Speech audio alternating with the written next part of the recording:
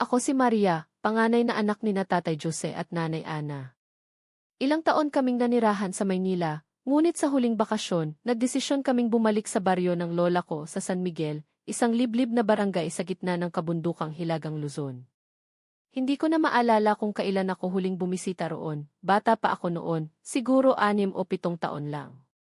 Ngunit kahit ganoon, may mga alaala pa ring sumisingaw sa isip ko, ang malamig na simoy ng hangin na parang may dila na humahaplos sa balat, ang ingay ng mga kuliglig na tila sumisigaw sa dilim, at ang matinding titig ng isang matandang babae na parang laging nakabantay, naghihintay ng sandali para sumunggab. Pagbaba pa lang namin sa lumang jeep, parang may humaplos na malamig na hangin sa batok ko, hindi ordinaryong simoy kundi parang may bulong na sumisingaw sa hangin. Maligayang pagbabalik, Maria. Napalingon ako, ngunit wala akong nakita, walang anino, walang mukha, tanging ang madilim na kagubatan na parang buhay at humihinga. Uy, bakit ka napahinto? Tanong ng nakababata kong kapatid na si Juan habang pinapasan ang isa naming maleta.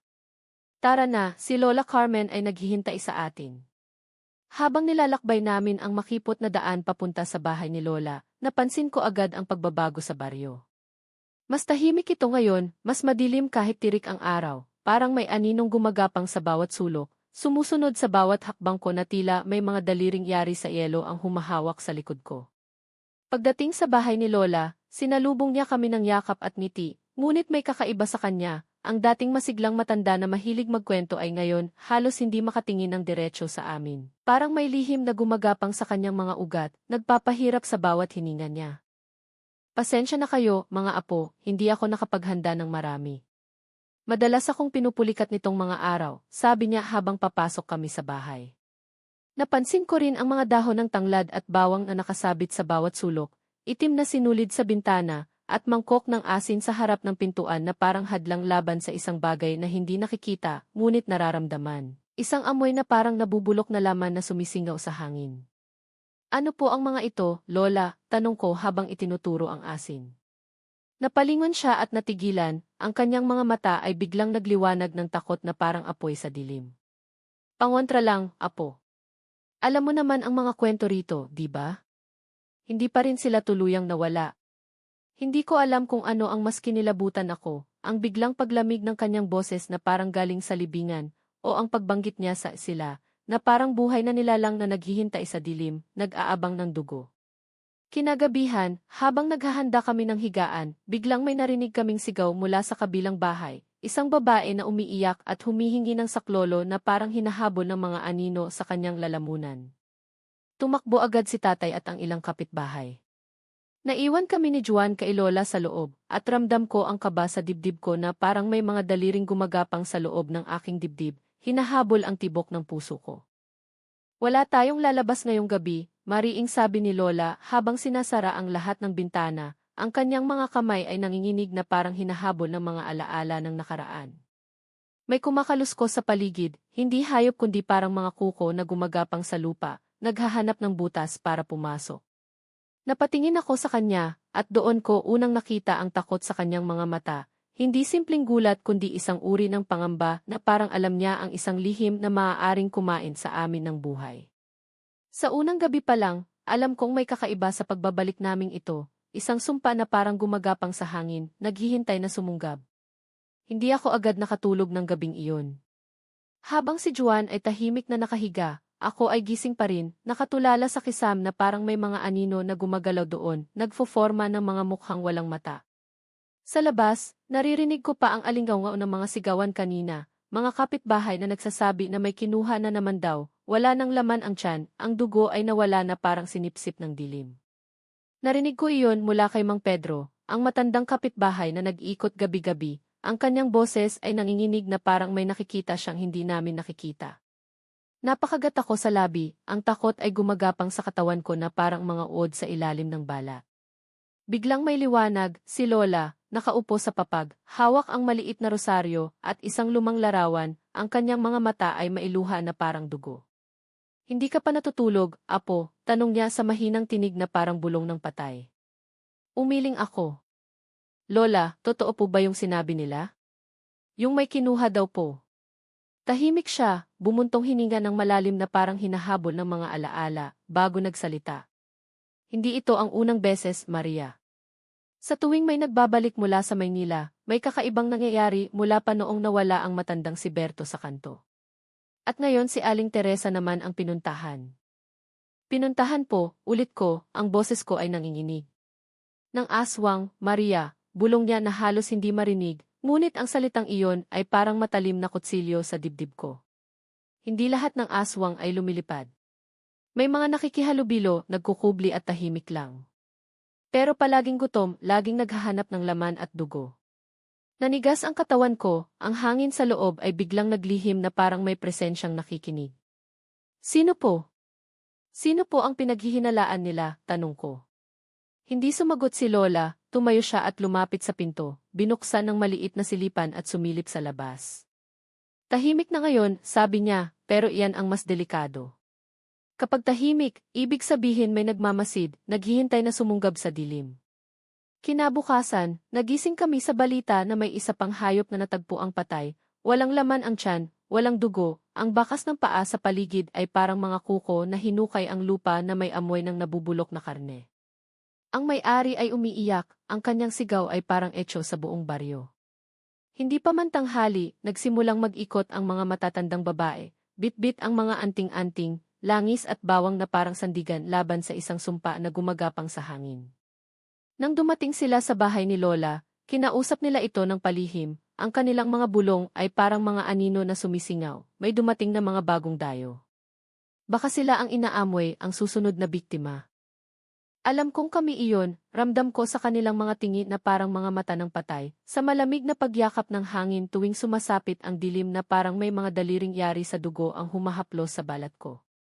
Lola, ano po ba talaga ang nangyayari dito? Tanong ko nang makaalis ang mga matatanda. Tahimik lang siya, tumingin sa mga mata ko na parang mailihim na gumagapang sa kanyang kaluluwa. Lumipas ang mga araw, imbes na masanay ako sa katahimikan, mas lalo akong nakaramdam ng kaba na parang may matang nakamasid sa bawat sulok. Tuwing gabi ay may mga yapak na maririnig sa labas, mabigat, mabilis. Parang mga paa na may kuko na gumagapang sa lupa, naghahanap ng dugo. Isang gabi, nakasiguro ako na hindi hayop ang naroon.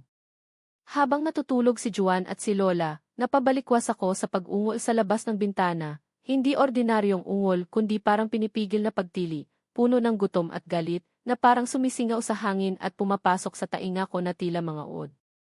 Dahan-dahan akong lumapit sa bintana, nagtatago sa likod ng kortina, nanginginig ang mga kamay ko.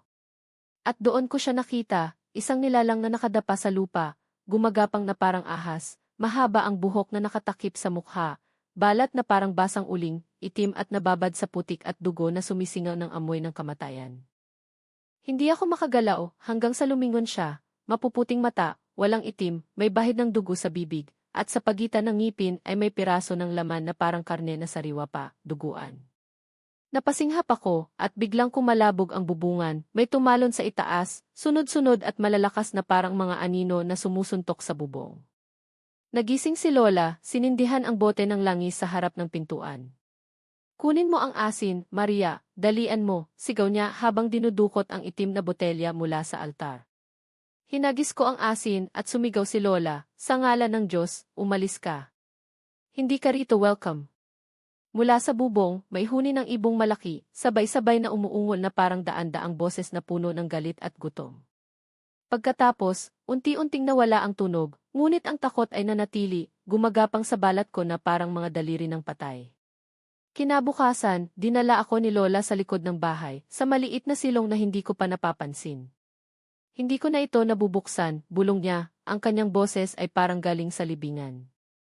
Pero kung gusto mong malaman kung bakit kanila pinupuntirya, dito tayo magsisimula. Binuksan niya ang kahoy na pinto, amoy luma at tuyong dugo na sumisingaw na parang buhay pa ang mga alaala doon. Sa loob, mga palaspas na tuyot, bote ng langis, at sa gilid isang lumang larawan ng isang babae na kamukha ko, ngunit wala siyang mata, blanko ang mga hukay, parang kinutkot ng mga kuko. Lola, bulong ko, lumalapit. Sino po siya? Siya ang kapatid kong si Sofia, mahinang sagot niya, ang kanyang mga mata ay nawawala sa nakaraan. Ang kakambal kong nawala noon pa. Hindi ko akalaing pareho kayo ng itsura, ngunit sabi ng matatanda, nababalik siya sa katawan ng kaangkan. Napaatras ako. Ano pong ibig ninyong sabihin? Buhay po ba siya? Umiling siya, nangilid ang luha na parang dugo. Matagal na siyang wala, apo, ngunit hindi siya matahimik.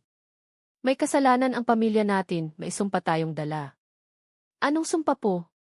Si Sofia, siya ang inalay para mailigtas ang baryo.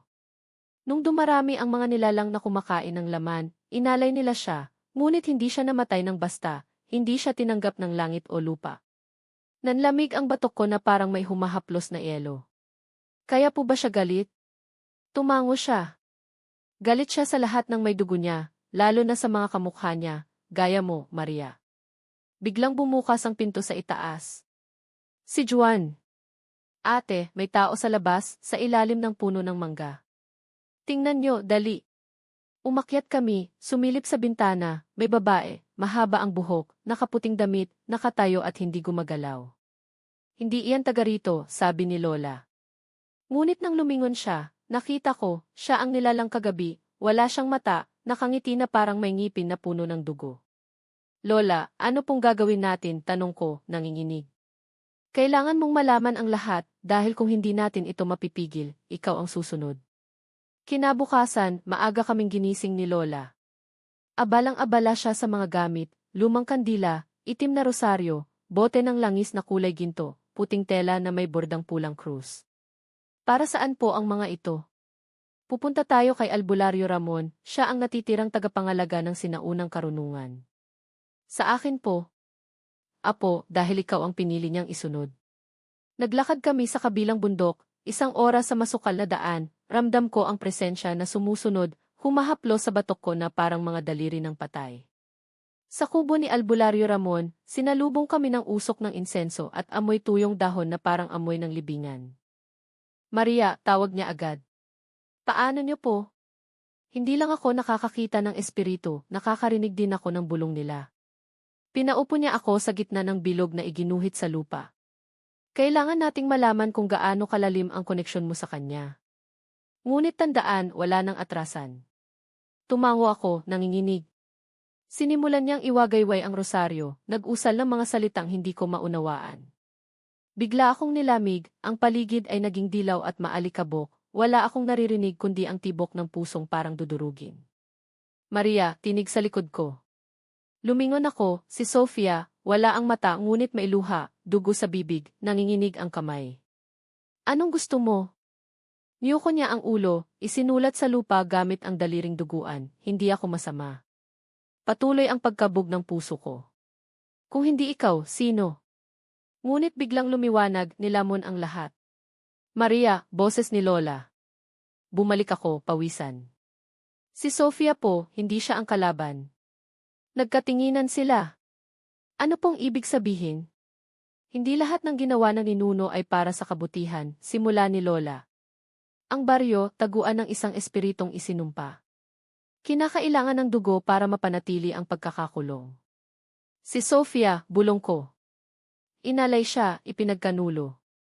Hindi siya aswang, ginawa siyang halimaw para itago ang kasalanan. Kaya ikaw ang puntirya, dagdag ni Ramon. Ikaw ang sunod na ihandog. Napaatras ako. Pag-uwi, hindi ko na makatingin kay Lola ng diretsyo, may duda na gumagapang sa dibdib ko. Gabi na nang mapansin kong wala si Lola. Dinala ako ng paa ko sa silong, bukas ang pinto, si Lola at 3 matatanda, kabilang si Kapitana Rosa. Hindi pwedeng buhayin ang lumang kasaysayan, bulong niya. Kapag natuklasan ng bata, tayo ang susunod. Baka pwedeng palitan, sabi ng isa. Hindi, dugo ang kailangan, galing sa lahi. Naramdaman ko ang pag-init ng dugo ko. Maria, gulat ni Lola. Lola, ako ba talaga ang mahalaga o ako lang ang susunod?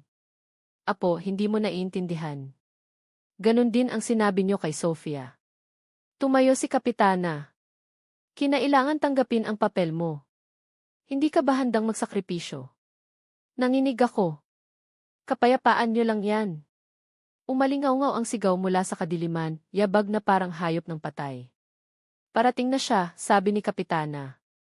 Bumuka ang lupa, umangat ang hangin, tumambad ang mata ni Sofia, puti, walang itim, sa likod niya mga nilalang na hindi tao. Hindi ako makahinga, ngunit parang may bumubulong, hindi sila ang katakutan kundi ang mga nagkubli. Lumapit ako kay Sofia. Hayaan mong ako ang pumili kung paano matatapos to di. Nagbago ang ekspresyon niya mula galit sa sakit. Narinig ko ang bulungan ng matatanda, may nagbitbit ng itak. Tapusin na natin. Lumingon ako kay Sofia, tumango. Sumigaw siya, sumabog ang hangin, umatake ang mga anino. Bumagsak ang matatanda, tinanggalan ng lakas. Nilapitan ni Sofia si Kapitana, bumulong, ngayon alam mo ang pakiramdam ng isinakripisyo. Nang matapos, nawala si Sofia na parang usok. Naiwan akong hungkag. Lumapit si Lola, nangingilid ang luha. Patawarin mo ako. Hindi ako sumagot. Ilang araw ang lumipas, tahimik ang baryo. Lumakad ako sa gitna ng kagubatan, sa lumang puno ng balete kung saan inalay si Sofia. Dala ang puting tela. Hindi ikaw ang halimaw, Sofia. Ikaw ang biktima. Isang ihip ng hangin, amoy insenso at parang narinig ko, salamat. Ako si Elena. Lumaki ako sa syudad, sanay sa ingay ng sasakyan, ilaw ng poste, at masisikip na kalsada. Ngunit isang araw, kinailangan kong lumipat sa probinsya sa Iloilo. Nagkasakit ang Lola Dolores ko, walang mag-aalaga kaya ako ang magbabantay. Hindi ako tumutol, sabi nila masarap ang buhay sa probinsya, presko ang hangin, tahimik, malayo sa stress. Ngunit sa unang gabi pa lang, parang may mali na, isang presensya na gumagapang sa dilim, naghihintay na sumunggab. Pagdating sa bahay ni Lola, sinalubong ako ng matandang halos hindi makilala, mahina, hindi makatayo. Ang bahay ay luma, puro kahoy, bintanang tuklap ang pintura, kisame na may bakas ng usok na parang mga anino ng nakaraan. Tahimik ang paligid, walang kapitbahay, puro taniman ng mais at saging na parang mga daliri na nakaturo sa akin. Salamat at dumating ka, iha, mahinang bulong niya habang nilalagyan ko ng tubig ang palanggana. Habang nag-aayos ako sa lumang kwarto, napansin ko ang mga ukit sa dingding, hindi simpleng gasgas kundi hugis ng kuko na parang hinukay ng galit, sumisingaw ng amoy ng dugo. Pagsapit ng gabi, may kaluskos sa labas, hindi hangin kundi yabag na mabigat, parang may kumakalmot sa lupa. Elena, apo, tawag ni Lola. Huwag kang lalabas, kahit ano ang marinig mo. Itinigil ko ang pagbukas ng bintana, ang paligid ay biglang bumigat na parang may presensyang nakikinig. Ano po meron?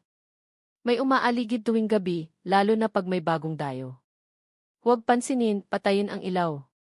Sumunod ako, ngunit hindi ako makatulog, patuloy ang kaluskos, kalmot sa dingding sa tapat ng ulo ko, isa, dalawa, sunod-sunod na parang mga daliri na gumagapang sa loob ng balat ko. Elena, boses paos, parang galing sa lalamunan na puno ng dugo. Naramdaman ko ang malamig na hangin sa batok, hindi ko alam kung anong nilalang iyon, ngunit sigurado akong hindi kami ni Lola ang tanging buhay sa bahay ng gabing iyon. Kinabukasan, tila bangungot lang, ngunit malinaw ang alaala. Naglalaba ako nang lumapit ang matandang lalaki. Ikaw ang apo ni Dolores? Huwag lumabas sa gabi. Hindi lahat ng hayop dito ay hayop talaga. Ngumiti siya, ngunit may lungkot sa mata na parang mailihim na gumagapang. Lola, sino po iyon? Si Mang Luis, dati albularyo. Mula nang mawala ang anak niya, bihira siyang lumabas. Bakit nawala? Kinain ng nilalang na hindi basta hayop. Kinagabihan, muli ang yabag, mabigat, mabagal. Patayin ang ilaw, sabi ni Lola. Nagkubli kami sa ilalim ng kama, hawak ang rosaryo. Lumakas ang yabag, ungol na hindi hayop o tao, kalmot sa bintana. Sa siwang, nakita ko ang dalawang mata, pulang-pula, nagliliwanag sa dilim na parang naghahanap ng kaluluwa. Huminga ako ng malalim, pinipigilan ang sigaw. May gumagapang sa bubong, mabigat na may kuko. Matinis na sigaw mula sa kakahuyan, pagkatapos katahimikan na nakakabingi. Babalik pa iyon, bulong ni Lola, ngunit hindi ikaw ang hanap, hindi pa sa ngayon. Lola, ano ba talaga iyon? Tanong ko kinabukasan. Malalaman mo rin, mag-ingat ka. Hindi ako mapalagay, pinuntahan ko si Mang Luis. Hindi ka sanay sa ganitong takot, ano? May kasunduan ang lugar na ito. Kapag may bagong mukha, paanyaya iyon, handog. Parang ako po ba? Tumango siya. Pagbalik, sinalubong ako ni Lola. Elena, may kailangan kang malaman. Noong bata pa ako, dumating ang nilalang, hindi tao, hindi hayop. Sinumpa kami, isa kada 20 taon ang ialay. Bakit ako pinapunta rito? Ako na dapat, ngunit mahina na ako. Ikaw ang kapalit. Nanlamig ako, ang langit ay dumilim kahit hapon. Buong magdamag hindi ako nakatulog, yakap ang sarili sa sulok. Pagsapit ng umaga, walang huni ng ibon. Lola, wala bang paraan? Meron, isang alaala, pinakamahalaga. Napaisip ako, alaala ng nanay ko, huling yakap, ngiti. Iyon ang inaalok ko. Nagdasal ako at nang dilat ko, naroon si Mang Luis. Kailangan ihanda ang anting-anting, ngunit mawawala rin ang dahilan. Sa paglalim ng gabi, bumalik ang kaluskos, mata sa dilim. Hindi ako nagtago, nag-abang ako. Tumigil ang orasan sa 10 oras, tahimik na parang naghihintay ang oras. Narinig ko, Elena, paos na tinig. Lumapit ako sa bintana, nakita ko, katawang tao, ngunit balat ng paniki, mahahabang daliri na labaha, mata puno ng galit. Hinding-hindi ako papayad. Itinaas ko ang palaspas, dasal pabulong. Matinis na sigaw, tumilapon siya na parang usok. Napasubsob ako, ngunit lumaban ako. Hindi lahat nakakagawa niyan, sabi ni Lola, ngunit hindi pa tapos. Kinabukasan, nakatitig si Lola sa lumang larawan ng batang babae. Si Rosalinda, kapatid ko. Siya ang unang alay. Natigilan ako. Kayo po ang hindi, pinili siya dahil sa malinaw na alaala at malinis na kaluluwa. Doon ko naintindihan, alaala at kaluluwa ang kinukuha. Nadatnan ko ang lumang kahon sa sahig, may dugong tuyo, mga papel na sinaunang sulat. Huwag hawakan iyan, sigaw ni Lola. Ito ang kasulatan ng sumpa. Kinausap ako ni Mang Luis, ialay ang alaala ng pag-ibig, si Carlos. Ipinikit ko ang mata, binalik ang mga titig, tawa niya. Kung isusuko mo, makakalaya ka. Nagdasal ako, nabura ang alaala, itsura, tinig, wala na. Tumayo ako, may puwang sa dibdib. Paglabas, tahimik ang sityo. Sa huling gabi, lumitaw ang nilalang, galos ang balat, butas ang pakpak, mataabo. Bakit nandito? Tanong ko. Kinuha ko ang alaala mo ng pag-ibig, bakit narito ka pa? Dahil kahit mawala sa isip, natitira sa puso. Tumahimik siya, tumingala. Kung ganon, magpapahinga na ako. Malakas na hangin, pagsabog ng lamig, nawala siya. Kinabukasan, tumilaok ang manok, dumapo ang maya. Malaya na tayo, bulong ni Lola. Ako si Elena, bagaman may alaala akong nawala, natutunan kong ang paglaya ay hindi pagkalimot, malilimot man ng isip, hindi ng puso.